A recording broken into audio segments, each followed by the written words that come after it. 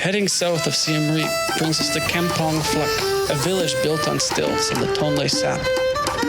We met a local who takes us out on the largest freshwater lake in Southeast Asia. First step is getting out of here without crashing. It's looking good. We've got a sweet rig. There's 5 provinces that circle the lake area, which account for nearly 20% of the country's population. During the rainy season, the fresh water comes in from the Mekong River, expanding the surface from 3,000 to 10,000 square kilometers. The flooded forest around the edge of the lake is key for the spawning of over 150 species of fish. It yields about 300,000 tons of fish annually. It's also one of the most productive freshwater ecosystems in the world and provides Cambodia with 60% of its protein. People here have been living for centuries, perfecting the art of aquaculture and using this great lake as a superhighway.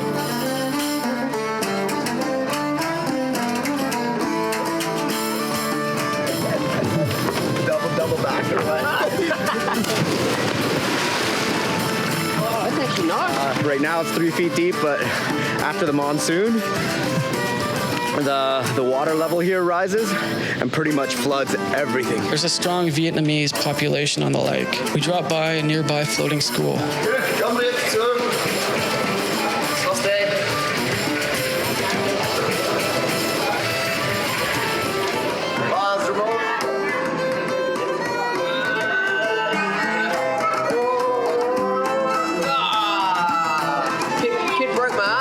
To experience life here on the water from the local skiff, but we could only see so much. We hooked up with a local teacher here, Long, and he's going to take us around and give us a little bit more insight what life is like on the mainland here at the stilted community.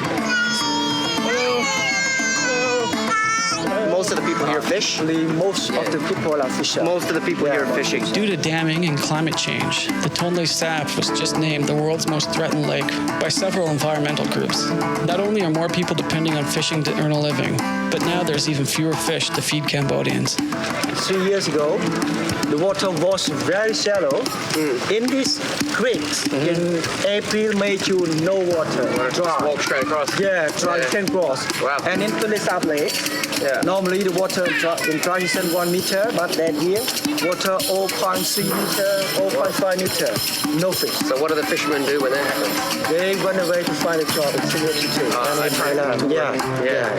For business people here, besides fishing, they only can sell something like make a shop like that around the village, and or they go away to find a job in Singapore or Thailand. Over the past 10 years, tourism has boomed at the floating village. Is tourism here good for this community? Like, it's not good for community because tourism. Only good for the group or the member of the tourism association. The tourism association, or if you're rich in a big boat. When we ask them about what do you do with that money, they say we repair the road for the poor people, they donate for the water festival, but we don't see invoice. So it's not true at all. Despite what the future may hold for the locals, they remain in high spirits.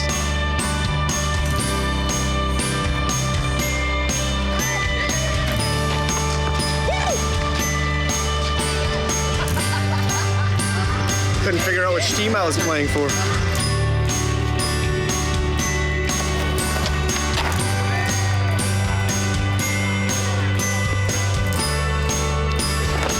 Ready, next. Anyone else want to try? Your turn? Yeah.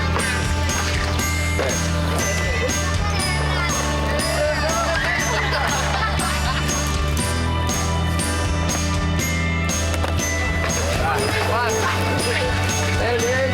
Good skating, man. Yeah. You're good, man. You guys are good. Ciao, man. Did it. We headed 8 hours east in Cambodia to the province of Mondulkiri. To the Penang people, the elephant is a very spiritual animal here. Yes, with the elephant, we believe very strong spirit and it's very high as well. Because elephant and human, the human is quite smaller spirit and the elephant is more bigger. The Elephant Valley project here, we start on 2006. And then we work with the local people here. My name is Tien, so I'm from the drum number 2. So I'm local guy and work with Elephant Valley Project here 4 years. We want to protect the forest. So we want to keep animal good life here. They can stay longest here. We want to own land as well.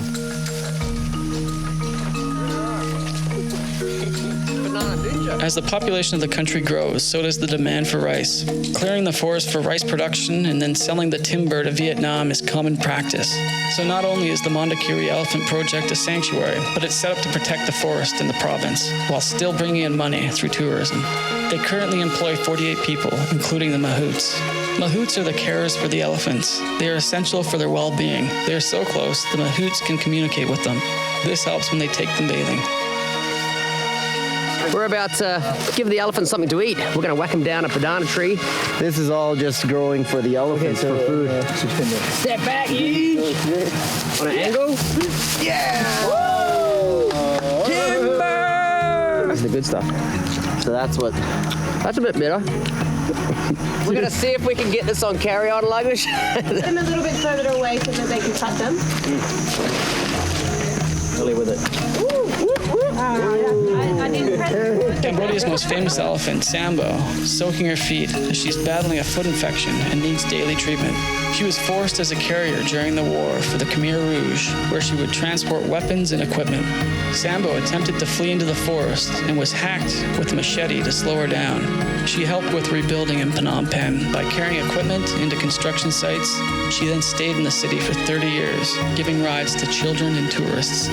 Nearing 60 years old, there were rumors that she had died carrying tourists to Angkor Wat.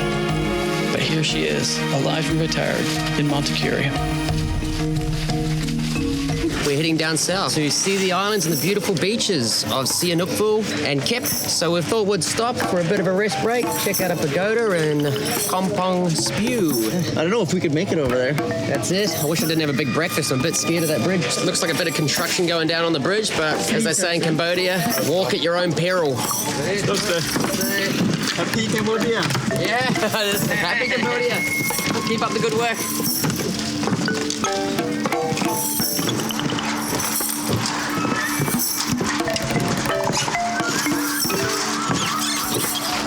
We're outnumbered, Soren.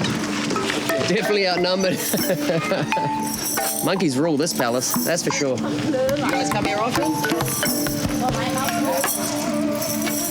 Who's the leader of the pack? They say to understand life, you gotta accept the good, the bad, and the ugly. This shrine here is a testament and a symbol of how the nefarious Pol Pot's regime completely wiped out a quarter of the population, changed history forever, and this is a sobering reminder. Approximately 95% of Cambodia practices Theravada Buddhism. It's been their state religion since the 13th century. Throughout the Khmer Rouge period from 1975 to 1979, all religions were banned. During this period, 25,000 Buddhist monks were massacred by the regime. Today, there's well over 4,000 pagodas around the country. We've migrated south. We're here in Otras village. We have Thailand to my right, Vietnam to my left. We have the Gulf of Thailand right in front of me. Rumour has it there's a skate school down here in Otras. There's also a skate park in Sihanoukville. There's an abandoned bowl somewhere in Kep. We're on a mission to find these spots. And before we do, let's have a dip. Water's warm. Yeah. Last one ends right there.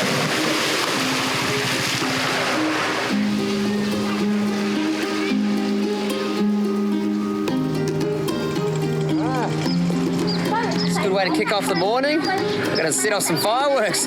Celebrate Chinese New Year. Right. Wait. Yeah. Woo! Step back, what?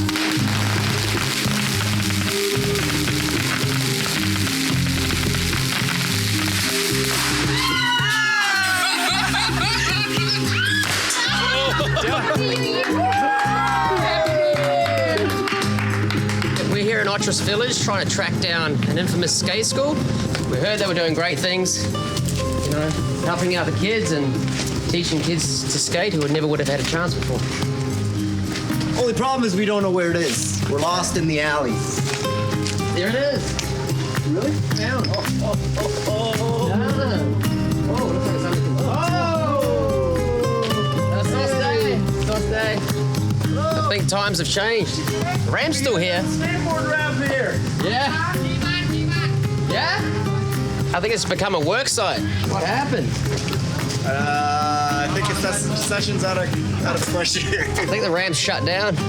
We've found on this whole trip there's a lot of communication problems, so trying to get information on certain spots and things that have happened, mate, it's very hard. Especially when the guy that ran the whole skate clinic here has headed back to Australia. He was the only one we sort of had contact with. Oh, well, we might as well get it in a game of volleyball then, eh? What do you think, Soren? See if we can jump on the team while we're here. I think if we came here a year ago, it would have been a different story, but we got their team.